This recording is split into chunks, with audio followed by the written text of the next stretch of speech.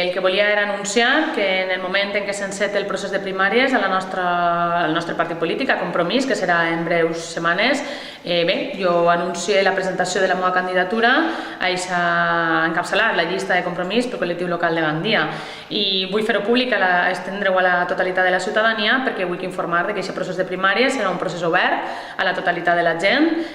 Volem tindre el suport de la ciutadania perquè volem treballar per la ciutadania i conjuntament amb la ciutadania. Les formes de governar del Partit Popular en aquesta ciutat, des de la seva entrada al poder, jo crec que han sigut més que evidents.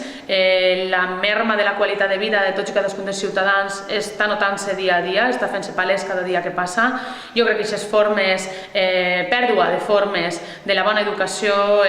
la mala educació, el menyspreu cap a aquells que no pensen com nosaltres, són evidents en el Partit Popular i hem de treballar per recuperar la dignitat d'aquesta administració i per recuperar el treball diari d'aquells que representen el conjunt de la ciutat per millorar la seva vida, per millorar el seu dia a dia i per aquesta felicitat de tots els dies.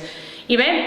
no ha sigut fàcil prendre la decisió, la veritat és que són moltes les qüestions personals, perquè tinc criatures molt xicotetes, perquè la conciliació laboral i familiar no és fàcil, però bé, jo crec que hi ha unes raons i uns motius que em manegen a fer-ho i com vos dic és treballar amb honestedat i humilitat des de l'administració local per aconseguir aquesta felicitat de tots els dies dels nostres conciutadans, que se ho mereixen, i treballar colze a colze amb ells i que siguin ells també els que puguen decidir sobre quines polítiques són els que els interessen. I això ho faré amb una premissa molt clara. Ho va dir la meva companya, Mònica Oltra, i subscric la totalitat de les seues paraules. Mai mentint a la ciutadania,